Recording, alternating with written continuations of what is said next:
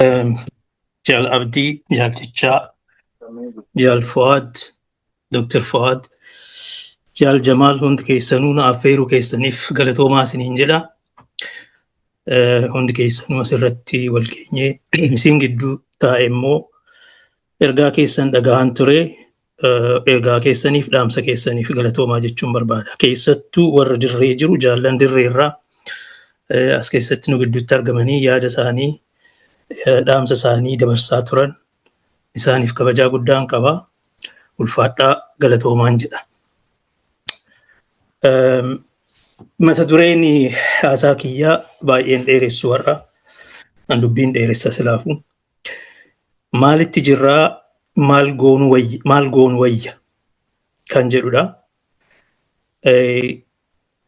Waboo deeggaruun utubaa qabsoo Oromoo jabeessuu waan ta'eef the support for Wabo as the only anchor of the Oromo struggle kan jedhudha. Maalitti jirraa maal goonu wayya.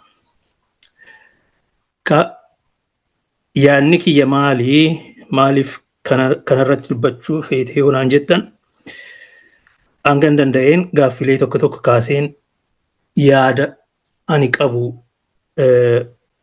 isaan gaaffilee sanarratti xiyyeeffadhee isin wajjin qooddachuu fedhaa kanumaafin as jira jechuudha. Duraan dursa garuu qabxiilee tokko tokko irratti waa jechuun fedha. Tokkoffaani Waboon qaama tokkicha qabsoo bilisummaa irratti cichee falmachaa jirudha. The last man standing, the only anchor of the struggle, the embodiment, the symbol, the hope of the future, and the bastion of liberatory action in the present. Waboon ala qabsoon amma gaggeessinu bakka galma gahuu hin danda'u. Qabsoo jabaa kan of harkaa qabu, kan irratti wareegamaa jiru, kan mallattoo qabsoo ta'ee jiru, qaamni qaanqee qabsoo Oromoo jiraachisaa jiru Waboo qofadha. Kanarraa kaaneetti wanti goonu hundi gargaarsi goonu, deeggarsi goonu, dammaqsuun, ijaaruun, karaa adda addaatiin qabsoo kanarratti hirmaachuun kan Waboo giddu galeessa godhate ta'uu qabaa kan jedhuun yaada kana cimsee dubbachuu fedha.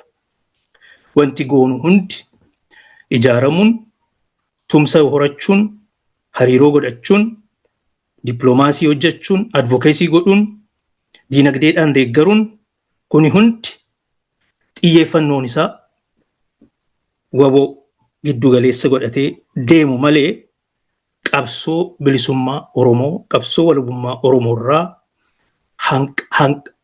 hanqachuuf deemna jechuudha. Kana cimseen dubbachuu fedhaa jechuu kiyya. Egaa gaaffileen ani kaasuu barbaade maal kan akkamiiti? Yaadni kiyyamoo maal fakkaata kan jedhu ittiin daddafee darba. Gaaffiin isa duraa kan mata duree keessatti ibsadheedha. Maalitti jirra? Oromiyaan maal keessa jirti? Qabsoon maalitti jira? Kan jedhudha. Gaaffiin lammataa aggaammii akkamii? Aggaammiin itti jirru maal fakkaata? Keessootti akka Wabootti,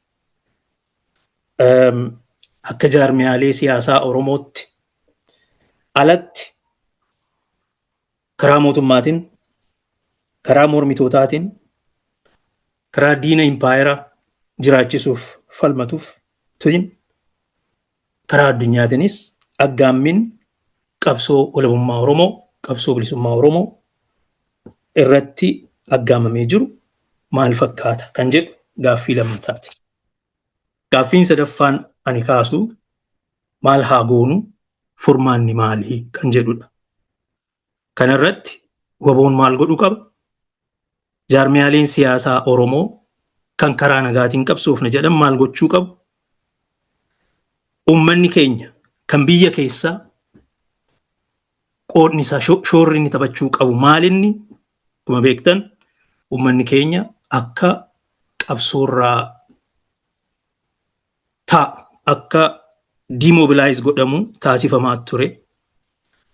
Kanarraa kan ka'e qabsoo kanarraa waan boqonnaa fudhate fakkaata waan ta'eef uummanni keenya maal godhuu qaba kan jedhu diasporaan Oromoon biyyaan baaju maal godhuu qaba deeggarsaaf of ijaaruu kan kana fakkaatan maal godhuu qaba kan jedhu kaasaa jechuudha. Gaaffileen kun yoo itti fufne saboota biroos laallata. Isaan maalaa godhanii maalitti dhaammannaa maalirraa eegnaa akkamitti isaan wajjin hariiroo uummannee tumsa horannaa kan jedhu fi biyyoonni ollaa fi biyyoonni warra dhihaa maal nurraa eeguu qabu maal nu hubachuu qabu maal immoo nu itti dhaammannaa kan jedhu gaaffii shanaffaa fi jaaffaa ta'a.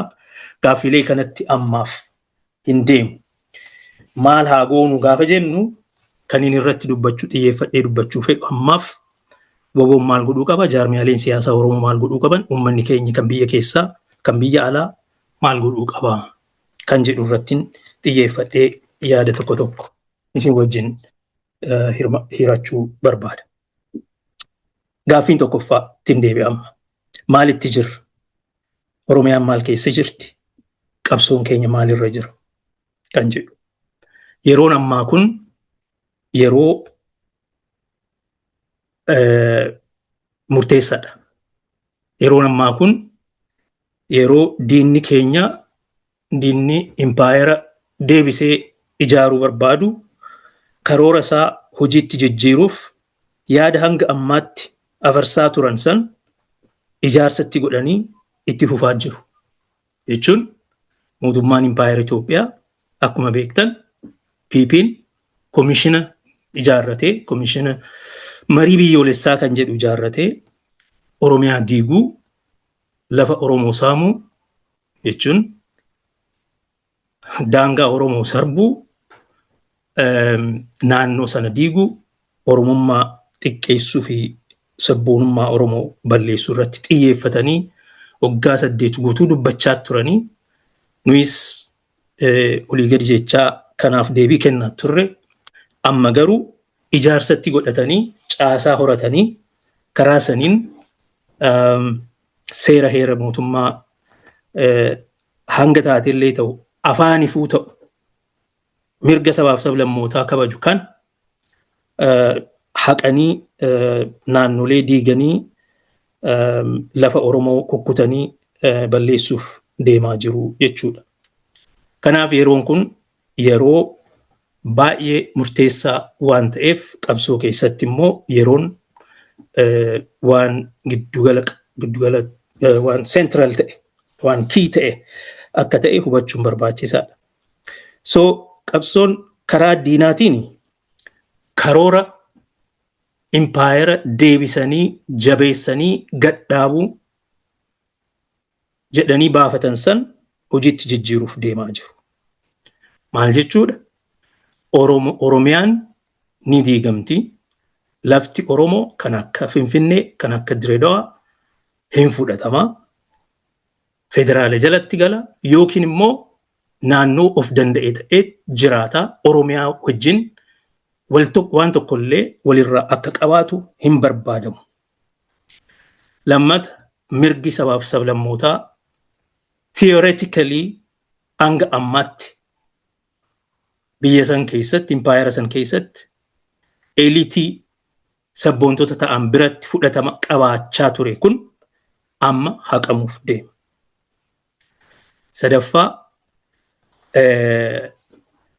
mirgi sabaaf sablammootaa akkuma jiruun mirga dhuunfaa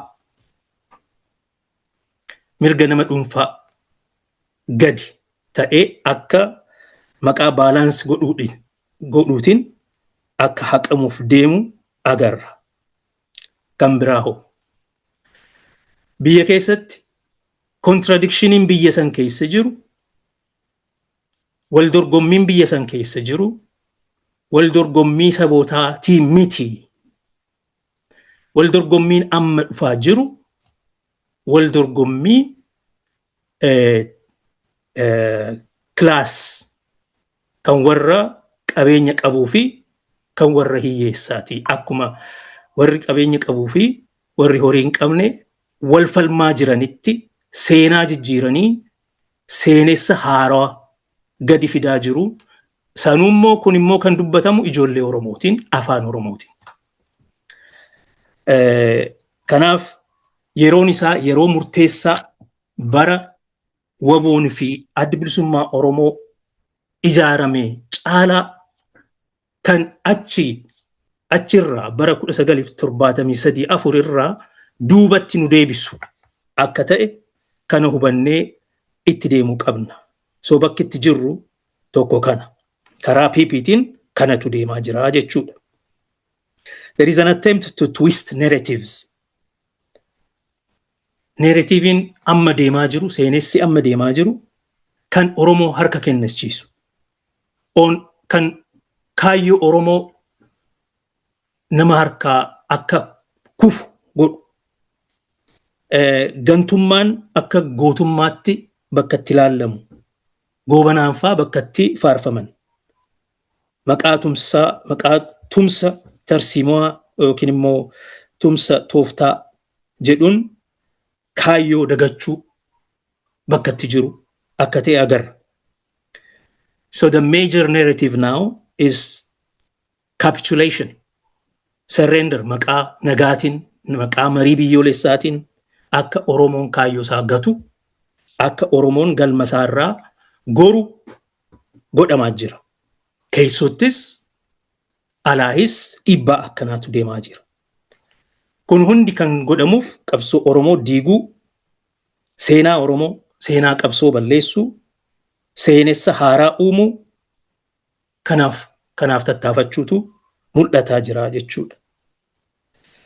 Qaamoleen Oromoo amma bakka jiran kanatti jaarmiyaaleen siyaasa karaa nagaa geggeessina jedhan KFO fi ABO kullallee jiru jechuudha. Enfeebled ta'anii jiru. Dadhabanii jiru. Dirreen siyaasaa itti dhiphatee jalaa cufamee warra siyaasa keessatti hirmaatu otoo hin ta'in hordoftoota ta'anii bakka jiran jiru. Maqaa Oromootiin mirga Oromootiif dubbachuun dadhabamee jira. Yeroon tokkochi isaan mirga Oromootiif akka dubbatan, sagalee isaanii ol kaasanii akka dubbatan bakkitti ta'e filannoo sobaa, filannoo jeelaman dura geggeeffame sana keessatti waltajjii irratti gadi bahanii gaafa of ibsan sana. Innummoo baay'ate jedhamee ijoolleen achirratti hirmaatan doorsifamaa, namni waan san fudhatee kaka'umsa agarsiise hidhamaa akka ture, milishaan akka doorsisaa ture waanuma hundi keessan yaadattaniidha. So jaarmiyaaleen maqaa Oromootiin socho'an dadhabina guddaa keessa galanii ummata akka waliin qunnamne godhamanii dirree siyaasaa keessaa dhiibamanii dirreen siyaasaa itti cufamee waa godhuu bakka hin dandeenyetti akka jiran agarraa jechuudha. Aktivistoonni Oromoo maqaan afaan Oromoo maal akka ta'e hin beeku. Hanga ammaatitti Oromoo demobilize gochaa turan. Oromoo raffisaa bilisoomnee irraa jechaa turan. Amma qabsoo bilisummaa otoo hin ta'in qabsoon bilisummaa goolabamee waan jiruuf qabsoo diinagdee horachuu qabachuudhaa kan jedhutti dubbachaa turan. Seenessi akkanaa, narratiiviin akkanaa ammoo ummata keenya gara raffisutti demobilize godhutti deeme. Amma immoo isa bira darbanii inumaa qabsoo bilisummaa Oromoo bu'uura irraa diigumsatti ka'anii jiru jechuudha. Darban kana keessatti maal akka deemaa ture waanuma beektaniidha. Keessattuu waboo irratti kan xiyyeeffate olola adda addaa, waboo giddugalaa irratti kan xiyyeeffate, waboo amma hanga taate gatantaraatis ta'u mootummaa kana dura dhaabbatee cichoominaan kaayyoo irratti cichee kan jiru isa san diiguudhaaf ijoollee Salaalee keessa deemtee hannatti bobbaatee jirtu jedhamee hanga dubbatamutti deemee jechuudha. Kunis boqonnaa amma jirru kanarratti aggaammii guddaa akka ta'e laaluu qabna.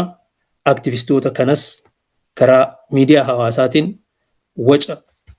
waca kakaasanii waboo irratti duulaa jiran kanas ofirraa falmuun barbaachisaa ta'a jechuudha. Qaamoleen biroo maalitti jiru? Tokko gamtaa cimdoo jedhamee ka'aa jiru tokkotu jira. Kuni gamtaa duraan dursa Tigraay fi Eertiraan uummatanii duubarratti faannootti dabalatanii duubarratti murna waboo marroo fi jireenyaadhaan hoogganamu tokko itti dabalatanii kaka'anidha. Eertiraatti dabalatanii jechuudha. Murni kun gamtaan kun waan baay'ee of keessaa qaba. Hariiroon hoggansi Oromoo ofiin jedhu, waboo ofiin jedhu, warra kana wajjin ummate maalirratti hundaa'eeti? Kaayyoorraa, akeekarraa ka'eeti moo? Tarsiimoorraa ka'eeti moo? Strategic interest irratti hundaa'eeti moo? Tooftaarraa ka'eeti moo? Tactical alliance kan jedhamu gama hundaanuu yoo laallame warra Tigraay wajjin hanga taate faayidaa tarsiimoo ta'e strategic interest qabaachuu danda'a. At least hiree ofii murteeffachuudhaaf, at least yoo xiqqaate naannoo ofii bulchuudhaaf warra falmu waan ta'aniif. Garuu qaama faannoo ofiin jedhu wajjin akeeka akkamiirratti hundooftee tarsiimoo akkamiirratti faayidaa tarsiimoo akkamiirratti hundooftee kaayyoo akkamiirratti hundoofteetu waliigaltee isaan wajjin tumsa godhattaa yoo jennee ilaallu deebiin deebi'u hin jiru hanga ammaatti. Hayyee wal duran dhaabbannu mootummaa kan kuffisuudhaaf warri kaka'ee jiru yoo jiraate isaan duran dhaabbannu jechuun waan tokkodha. Mootummaa kana caalaa garuu sirna impaayeraa deebisnee sirratti ijaarraa warra jedhu. Okay? Naannoon keeti naannoo kiyya. Magaalaan kee magaalaa kiyya warra jedhu wajjin har'a hariiroo uummatanii hariiroo tooftawaa uummatanii waliin deemuun boruuf faayidaa tarsiimoo ta'e strategic interest of the Oromo dabarsanii kennuudhaaf isaan aangeessu ta'a. Kanaaf kanammoo uummata qondaaltota miseensota otoo mariisisin maal barbaacha maalirra argachuudhaaf jenneeti warra humni isaanii nuun gadi ta'e wajjin tumsa godhannaa kan jedhu gaaffii guddaadha. Kunis waan yaada keessa galee laallamuu qabu, herrega keessa galee laallamuu qabudha kan jedhudha. Faannoon akkuma beektan Abiyyi maaliif Oromoon balleessine? Abiyyi maaliif warra Tigraay hin balleessine? Abiyyi maaliif seera heera mootummaan jijjiirre? Abiyyi maaliif naannolee saba irratti hundaa'anii ijaaraman hin diigne jedhanii aariirraa ka'anii warra shiftummaatti deemanidha. Hanga har'aatitti mirgi isaan falmaniif maal akka ta'e hin beekne. Gaafa jabaattee gaafatteen indaan gaddalnoo akka hin ajjeefamnee jedhu. Nun ajjeesinaa jechuun mirga qabsooftuuf miti. Seerris uumamaanis waan ala jirudha kun. Kuni akeeka fi kaayyoo siyaasaa ta'ee dubbatamuu hin danda'u. Kuni mirga namoomaati. Kanaaf falmannaa mirga namoomaa fi falmannaa yoo ta'e then naannoo isaanii keessatti hafaa jechuudha dubbiin sun. Itoophiyaa irraa maal qabu? Oromiyaa irraa maal qabu? Keessattuu Oromiyaa irraa maal qabu kan jedhu. So wantoota adda addaa rakkoo hanga ammaatti isaan Oromoo irratti geggeessaa turan, badii hanga ammaatti Oromoo irratti geggeessaa turan, karaa haasaatiinis haa ta'u gochaanis haa ta'u isarratti akkamitti ilaaltuu hin balaaleffattu moo dhiifama gaafattu moo nu wajjin dhaabbachuudhaaf kondishinii gootee kana isaan duratti ibsachuun barbaachisaa ture. Waraana keenyas miseensota jaarmiyaas qaamolee siyaasaa Oromoos mariisisuutu barbaachisaa ture. Kun otoon godhamin murni marroo cimdoo kana keessa jiraatee amma immoo qabsoo isaan adeemsisan karaa Jawaaritiin oofuudhaaf tattaafachuun rakkoo guddaa Oromoo irratti uumaa jira. Kuni hundi walitti dabalamee qabsoo diiguu hanga ammaatti mootummaan Itoophiyaa, impaayera Itoophiyaa, mootummaan Abiy Ahmed Oromummaa balleessuu, Oromoo ajjeesuu, Oromiyaa diiguu irratti xiyyeeffata ture. Kan amma deemaa jiru karaa aktivistootaanis haa ta'u, karaa murna hoggansa ofiin jedhuunis haa ta'u, karaa qaamolee adda addaa biyya san keessatti tattaafachaa jiruun kan argamu qabsoo bilisummaa Oromoo balleessuu yookiin immoo qaanqeeshii diiganii balleessuu seenaa ishii balleessutu itti deemamaa jira. Kana sirriitti jala murree hubannee itti bobba'uu qabna jechuudha. Saboonni biroo akkuma beektan saboota xixiqqoo waan ta'aniif saboonni gurguddoon waan godhan laalanitti gara injifatutti tumsa isaanii tolfatu. Yeroo adda addaatti saboonni mirga hiree ofiif murteeffachuuf falman Oromoo adda durummaadhaan of duratti ilaalu. Oromoon yoo hin jabaanne gara kaanitti deemu. Gaafa Tigreen jabaate gara Tigreetti baqatu. Gaafa Oromoon jabaate gara Oromootti baqatu. Yoo Oromoon hin jabaanne gara Amaaraatti baqatu. Itoophiyaa jechuutti deemu. Maaliif ofii isaaniitiin kophaa isaanii injifatanii biyya to'atanii terms of negotiation lafa kaahanii ummata ofitti affeeruu hin danda'an. Oromoon ummata bal'aa waan ta'eef affeeruudha qaba malee qaamni Oromoo tokko walgahii waamee biyya to'atee ofitti affeeruudha qaba malee haa affeeramuu jedhee isaan jala deemee gugguufuun hin barbaachisu nama qaanissa suni. Yeroo adda addaatti Oromoon hin falmata warra kaantu dhufee Oromoos warra kaanis itti affeerrata konferensii waamee jechuudha. Oromoonni qabsoo geggeessanii gara aangootti gaafa siqan qabsoo Oromoo irraa dubbachuu dhiisanii waa'ee Itoophiyaa haasa'utti deemu. Akkam goona biyya kana. Kuni hoggansi hanga ammaa ture sodaa bilisummaa, sodaa walabummaa akka qabu agarsiisa. Kanarraa barachuu qabna. Bakki amma jirru kun kana nu barsiisa. 1991 2018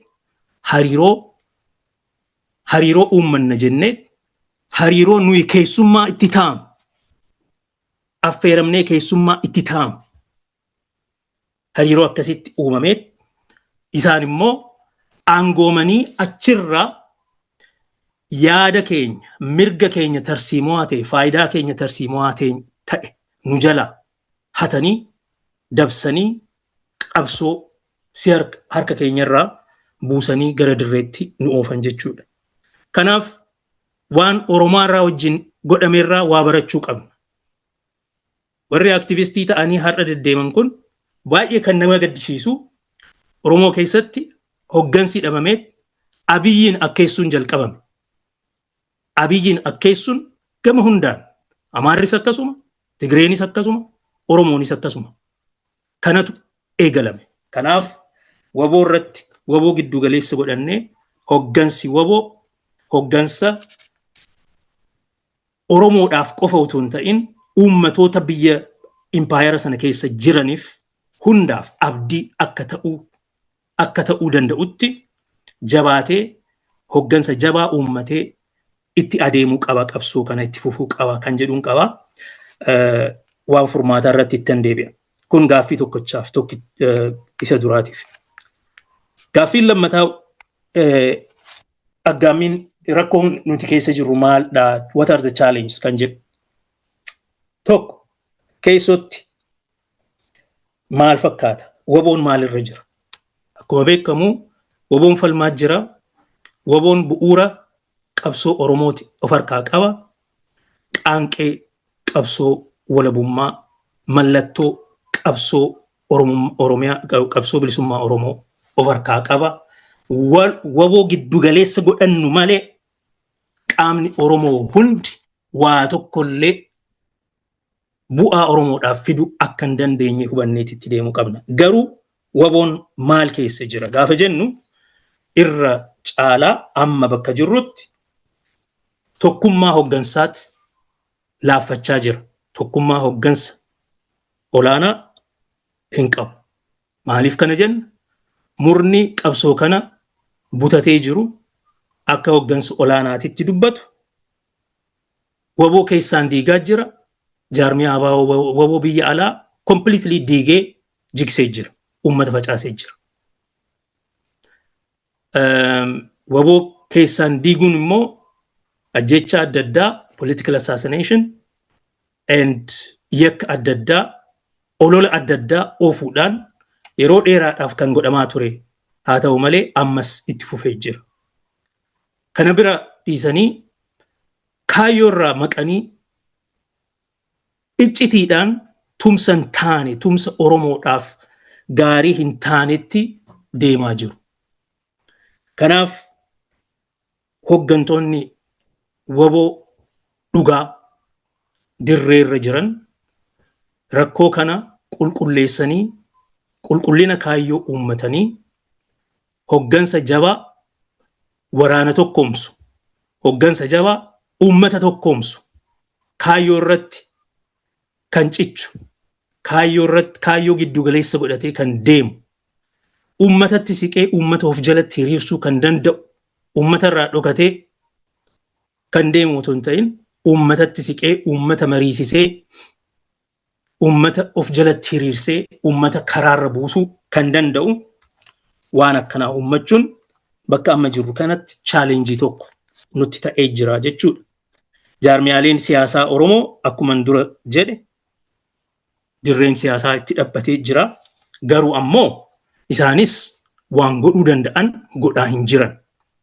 Uummata kakaasu, remobilize gochuu, uummata abdachiisuu, karaa saaquu, yoo dirreen dhibbate dirree karaa itti saaqanti jira. Isarrattis tattaafachuun barbaachisaadha. Keessatti rakkoolee kana jira. Karuma hundaan waboo keessattis haa ta'u jaarmiyaalee Oromoo keessatti hoggansa jabaatu, hoggansa kutataatu hin jiru fakkaata amma akka laallutti. Gaafan kana jedhu hogganoota amma jiran, qondaaltota amma nu gidduu jiran kanaan hin laallatu. Keessattuu qondaaltota hoggansa olaanaa ofiin jedhanii qabsoo kana butatanii akka murna dhuunfaa yookiin akka murna garee tokkotti maqaa wabootiin socho'aa jiran kan laallatudha jechuudha. So kuni I think aggaamii guddaadha. Mirga otoo qabnu waa'ee mirgaa irratti dubbachuu yeroo ammaa kanatti gaafa piipin ijaarsatti godhee yaada isaanii sana, yaada impaayeraa sana ijaarsatti godhee socho'u waa'ee Finfinnee irratti waan baay'ee gaafa dubbatamu jaarmiyaaleen Oromoo ibsa akka durii sana ibsallee baasuu dadhaban bara. Ibsan baafa. Ibsa ejjennoo baasuunu jabaateetti hanga ammaatti waa hin jenne. Maaltu jira? Wanti kun silaa yeroo walgahii qabaachuu qabnu, yeroo hiriira nagaa bahuu qabnu, yeroo petiishinii adda addaa walitti guuruu qabnu, yeroo biyya alaattis biyya keessattis Oromoon wal ta'ee walii wajjin dhaabbatee sagalee isaa ol kaasee dubbachuu qabu. Yeroo waa'ee waan mootummaan godhaa jiru kana balaaleffatee dura dhaabbachuu qabu amma ture. Akkuma waan tokkollee ta'an jirretti dhaloonni maaster pilaanii falme sun akkuma wanti tokkollee hin jirretti TikTok irra bahee waanuma dhuunfaa ofii gurgurachaa oola. Kun sirrii natti fakkaatu. keessotti kanatu jira. Diinarraa of course mootummaan ijaarsatti godhateetitti deemaa jira. Hojiitti jijjiiraa jira. Qaanyii tokko malee dubbii Oromoo baballeessutti jira. Warri mormituu dadhaboo ta'anii jiru. Diinni keenya angoomee jabaatee nutu tokkoffaadhaan tumsa kana hogganuu qabaa. Nutu abdii Itoophiyaati. Abdii qabsoo sabootaati. Akka jedhanii dubbatanitti bakka jedhanii dubbatanitti gaanii jiru. Kanaaf rakkoon ammatti jirru I think xiyyeeffannoo guddaa itti godhamee laalamuu qaba kan jedhuun qaba. So maal haa goonure? Furmaanni maali? Karaa wabootiin gabaabseetiin dubbadha. Karaa wabootiin qulqullina kaayyoo, qulqullina tarsiimoo, qulqullina tooftaa qabaachuun barbaachisaa ta'a. Rakkoo tokkummaa hoggansaa kana furmaatatti godhuun furmaata san xumuratti godhuun barbaachisaadha. Karaa marrootiin deemna moo karaa jireenyaatiin deemna moo silaa marroon hin hogganu jireenyatu hoggana. Jireenyaatu marroo hoggana. Okay? Hoggansa gorsaasaa adabuu hin dandeenye hoggana keenya jechuun nama dhiba. Inumaa dubbii shira xaxanii ijoollee qaqqaalii ajjeesisuun gootota Oromoo ajjeesuun kaan gantuudha jedhanii ofirraa geggeessuun xannacha ofirraa murre jechuun ummata gargaarsaaf of ijaaree dhufee waboo gargaaru ofirraa haleeluun harcaasuun arrabsuun akka tooftaatitti akka aadaatitti fudhatamee itti fufaa jiruuf hoggansi biyya keessa jiru qondaaltonni jaarmiyaan akkuma jiruun koora waamee koree qindeessituun at least koora waamee rakkoo amma hoggansa gidduu jiru kana furmaatatti godhuun yeroon isaa amma. Maal eegna hanga yoomititti akkanumatti rarraanee deemna. Hanga yoomititti gaafa Oromiyaan diigamtee lafti keenya maqaa biraatti moggaafamee seerri itti bahee dhaloota burjaajessanitti deemna moo utuu dhaloonni maaster pilaanii falme as dhaabbatee jiru dhaloonni maaster pilaanii falme Finfinnee of harkaa kennuuf deema. Kanaaf hoggansa qulqullina kaayyoo qabu, hoggansa jaba, hoggansa uummatarraa baqachuu otoo hin ta'in uummatatti dhiyaatee uummata of jalatti hiriirsuu danda'u, hoggansa waraana tokkoomsuu danda'u, hoggansa uummata Oromoo kabaju, kan biyya alaas kan biyya keessaas uummatarraa dhagahuu barbaadu uummachuun yeroo kam caalaayyuu amma yeroon isaa amma jedheen amana. Kun tokko qulqullina kaayyoo tarsiimuu maal faal gaafa jennu bakka amma jirru kanatti waboon kaayyoon isaa maal ta'uu qaba. Kaayyoon Oromoon beekama galmi isaa maal akka ta'e. Garuu waa'ee tarsiimoo gaafa militarii tarsiimoo gaafa haasofnu bifa adda addaa qaba. Tokko mootummaa dadhabsiisuu. Riphee lolaadha yoo jette mootummaa dadhabsiisuu. Yookiin immoo injifattee irra aantee opereeshinii tokko duula gaggeessitee lafa fudhachuu qabachuu yookiin immoo ofirra haxooftee mootummaa warra aangoo qabu kan buusuu jechuudha. Kaminni amma wanti itti jiru? Is it exhausting? Is it eradicating? Is it eliminating? You know? So waan akkasii irratti xiyyeeffannoodhaan hojjechuun barbaachisaa ta'a jechuudha. I don't know military strategy. Bakka keessan bu'ee waan akkanaa dubbachuu hin danda'u. It is a very cursory reading I have. Garuu tooftaalee adda addaatu jira waan ta'eef maalitti jira? Kan giddu galaa maalitti bobba'uu qaba? Kan dhihaa maalitti bobba'uu qaba? Kan kaabaa kan kibbaa maalirratti bobba'uu qaba? Akkamitti wal utubnee tarsiimoo yeroodhaaf malu yeroo kanaaf malu itti bobba'uu qabna. Dadhabsiisuu kan jedhu kun yookiin immoo gufuu ta'uu karoora amma mootummaan baafatee deemu kana dhaabsisuudhaaf akka danda'amutti. For example, filannootu deemaa ture. Filannoo san dhaabsisuudhaaf akkamitti sochoonu. Amma mariin biyyoolessaa jedhamu kun gara seeratti jijjiiruuf gaafa deemu akkamitti waboon akkamitti irratti qabsaawa, akkamitti dhaabuu danda'a, akkamitti dhiibbaa irratti geggeessuu danda'a kan jedhu I think itti yaadamuu qabaa jechumaaf yaada darbachuudhaaf hin barbaade kanarratti. So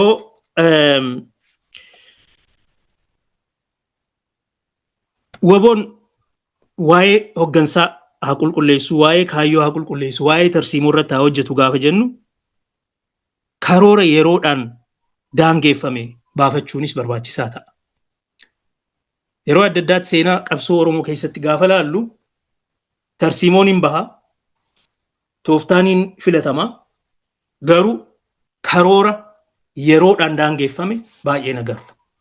Ji'a 2 keessatti, ji'a 3 keessatti duulli kun xumuramee kana galmaan geenyee kan biraatti tarkaanfanna kan jedhu karoora jabaa baafachuun barbaachisaa ta'a. Uummatatti inni dhuma uummatatti kallattiidhaan dubbachuun barbaachisaa ta'a.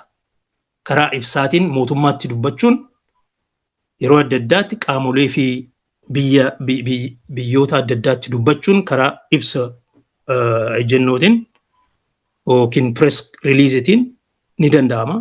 Garuu uummatatti dhiyaatanii uummatatti kallattiidhaan dubbachuunis barbaachisaadha. Miidiyaa irraa dadhabamuun akka isin hin jirretti isin laalchisaa jira. Miidiyaa irraa amma barri kun warra dhaloonni kun warra of dura laalu kana tu isaaf jira. Yoo of dura sin argine hin jirtu jechuudha. Social media kanarraa gaafan xiqqoo bade Tsaggaayeen hin jiru.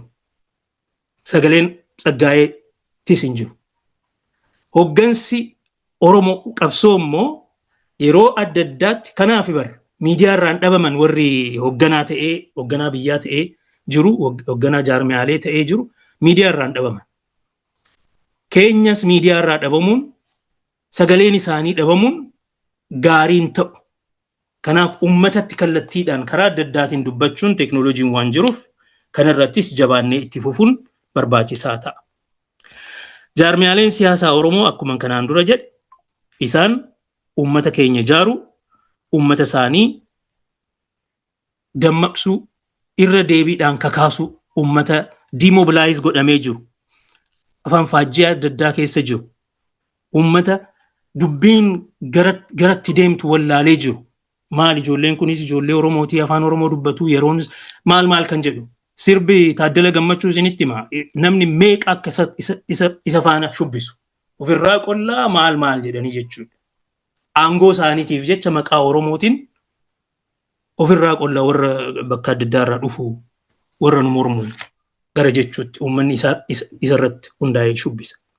Kana sirriitti laaluun barbaachisaa ta'a. So jaarmiyaaleen Oromoo uummata afaan faajjii keessa jiru, uummata jaanja'ee jiru, uummata akka raffu ta'ee jiru, uummata demobilize godhamee jiru kan dammaqsuun, remobilize gochuun, ijaaruun barbaachisaa ta'a jechuudha karaa adda addaatiin. Kana gochuudhaan dhiibbaa jabaa mootummaa irratti geggeessuun. Fakkeenyaaf wanti xiqqoon isaan godhuu qaban amma ibsa ejjennoo jajjabaa godhanii petitionii walitti guuranii at least miseensota isaanii irraa jechuudha. Kumaatamaan jiru waan ta'eef. Marii biyyoolessaa kana keessatti yaadni Oromoo hin jiru hin fudhannu Oromoon takkaa waan akkanaa fudhachuuf hin deemuu hin fudhannu jechuu maaltu dadhabsiise. Silaa bara master plan spontaneously people came out. What happens now when a worse policy strategy is being cooked right in Finfinne? Kanaaf jaarmiyaaleen Oromoo biyya keessa jiran karaa nagaatiin sochoona jedhan at least komishinii marii biyyoolessaa jettu kan PP'n uummattee kana dura dhaabbachuun yeroon isa amma isaaniif waan ta'eef furmaanni inni lammataa kan isaan laallatu ta'a jechuudha. Sadaffaa uummata keenya biyya keessaa. Uummanni keenya ka'uu qaba.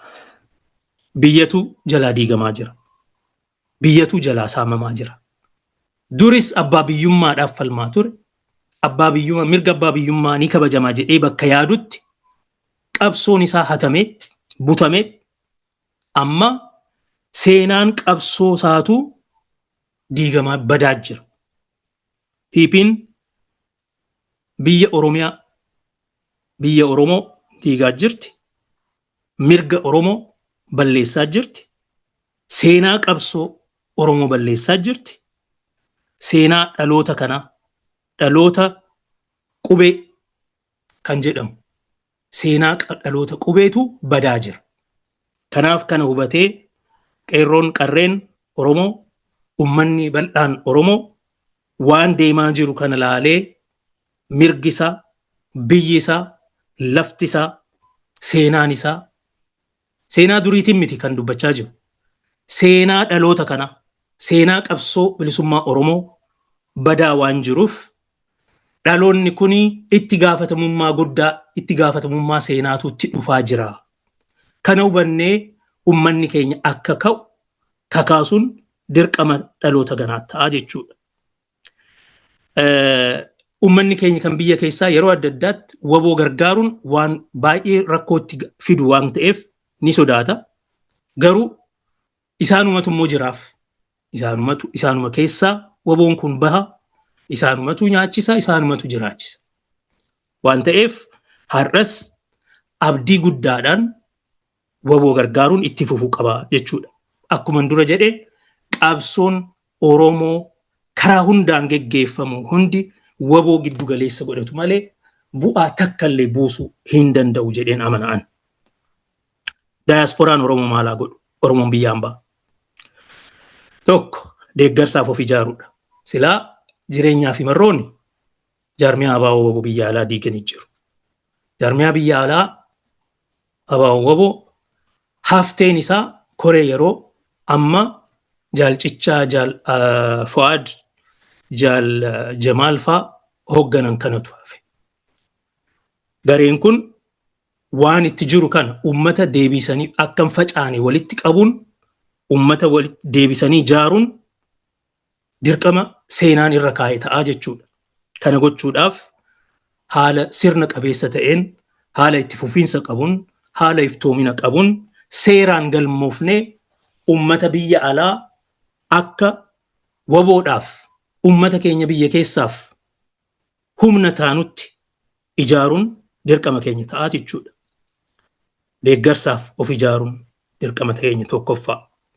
Deeggartoota qabsoo walitti qabuun akka hin facaane akka abdiin kutatanii manatti hin deebine warra abdii kutatanii garee mufattootaa jedhamanii arraffamaa turan kan deebisanii abdii itti horuun yeroon isaa amma dirqamni kun dirqama koree yeroo jaarmiyaa abaaboo biyya alaa probably maqaan isaa jijjiiramuu danda'a ta'a.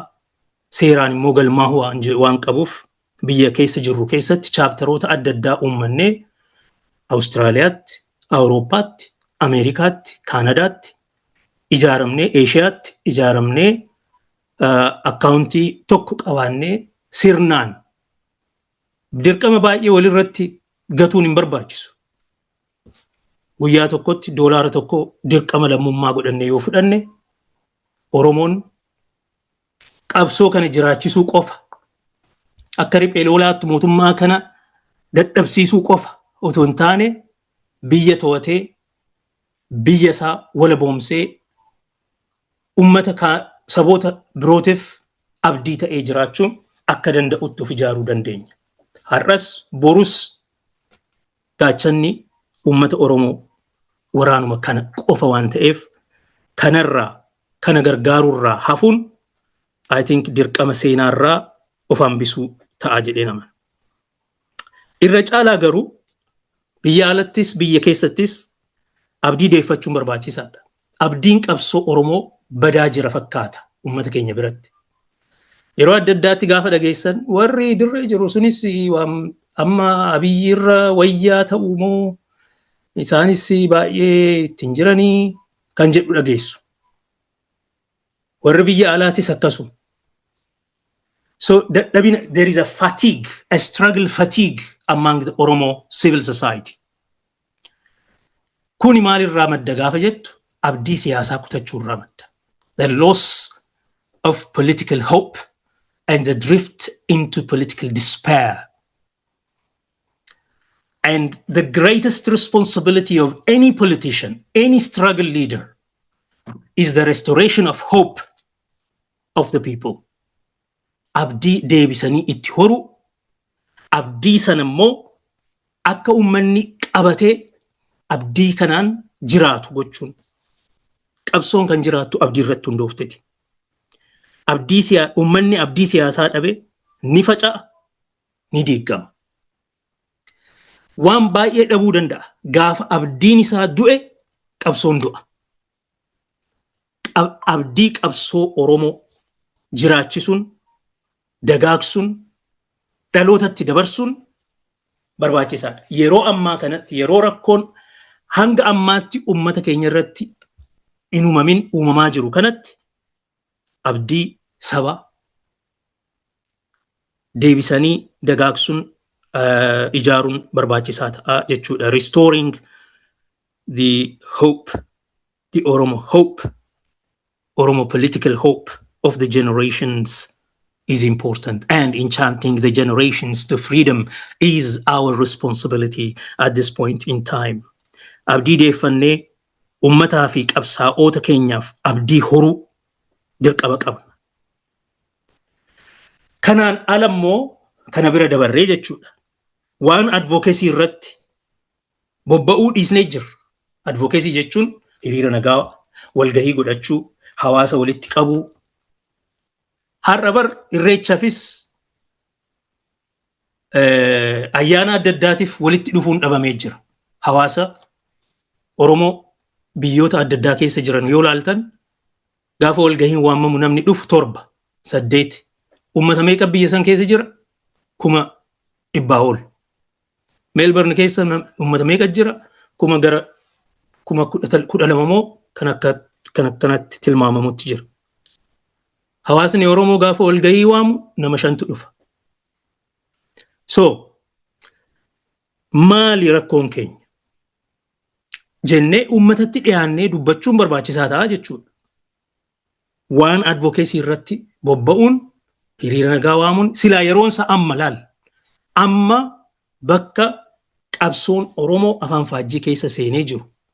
Warra biyyaa miti qabsoo si harkaa